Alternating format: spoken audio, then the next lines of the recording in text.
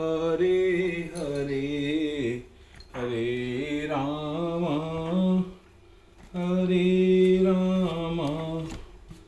राम राम हरे हरे।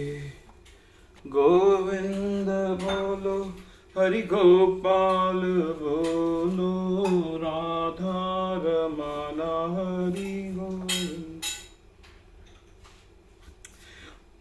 आज हम श्रीमद् भागवतम के चौथे स्कंद का पेज 102 पढ़ने जा रहे हैं। पर्वतों ने हिमालय को बछड़ा बनाया और भूमि से अनेक प्रकार के खनिजों का दोहन किया और पर्वत चोटियों से बने पात्र में उन्हें रखा। इस प्रकार महाराज पृथु के शासनकाल में भूमि ने समस्त प्राणियों को आवश्यकताओं की पूर्ति की। भूमि के इस कार्य को देखकर महाराज पृथु पूरी तरह संतुष्ट हो गए। उनके हृदय में भूमि के प्रति पुत्री जैसा स्नेह उमड़ पड़ा। तब से पृथु के नाम पर भूमि का नाम पृथ्वी पड़ा।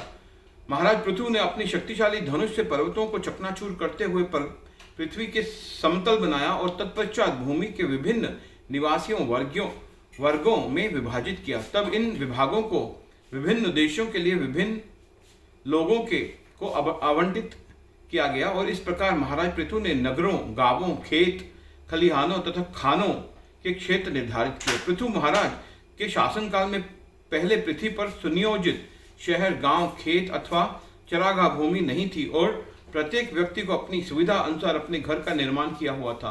कुछ समय पश्चात महाराज पृथु ने 100 अश्वमेघ यज्ञों का शुभारंभ किया।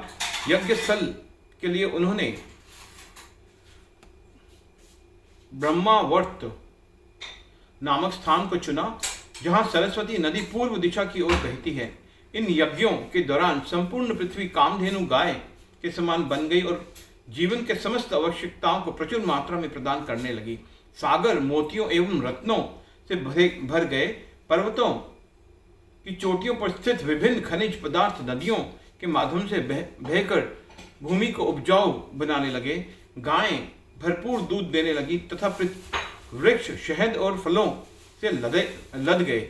यज्ञ में उपस्थित समस्त देवताओं एवं मनुष्यों ने यथाशक्ति महाराज पृथु को अनेक उपहार भेंट में दिए, परंतु स्वर्गलोक में इंद्रदेव महाराज पृथु के इन यज्ञों को सहन नहीं कर पा रहे थे। इंद्र के नाम है शतक्रतु, अर्थात वह जिसने 100 अश्वमेघ यज्ञ किए हैं।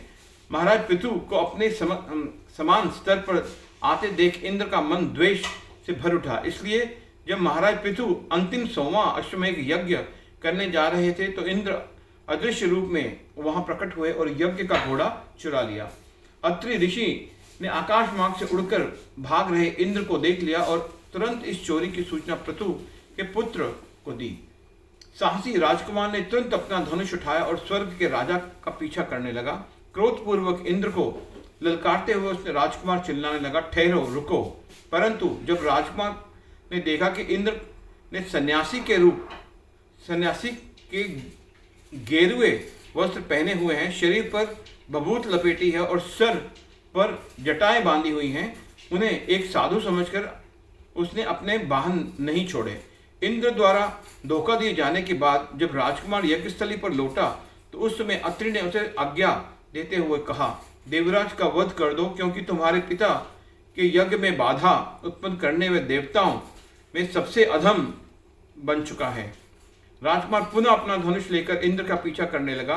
जब इंद्र ने यह देखा तो उन्होंने यज्ञ के घोड़े को छोड़ दिया और अपने छद्य वेश को त्याग कर फिर से अदृश्य हो गए। महान ऋषियों ने जब देखा कि राजकुमार यज्ञ का घोड़ा लेकर लौट आया तो उन्होंने उसके पराक्रम की भूरी प्रशंसा की और उसे विजिताश्व नाम दिया। परंतु तभी इंद्र ने सर्वत्र ऐसे भयानक अंधकार फैला दिया कि संपूर्ण यज्ञस्थली को धीरे धीरे अपने अंदर समेटने लगा। वहां मची हड़बड़ी का लाभ उठाते हुए इंद्र ने स्वर्णिम जंजीर से बंधे घोड़े को खोलकर पशु बलि के लिए उपयुक्त होने वाले लकड़ी के यंत्र के पास बांध दिया। हरे कृष्णा कृष्णा कृष्णा।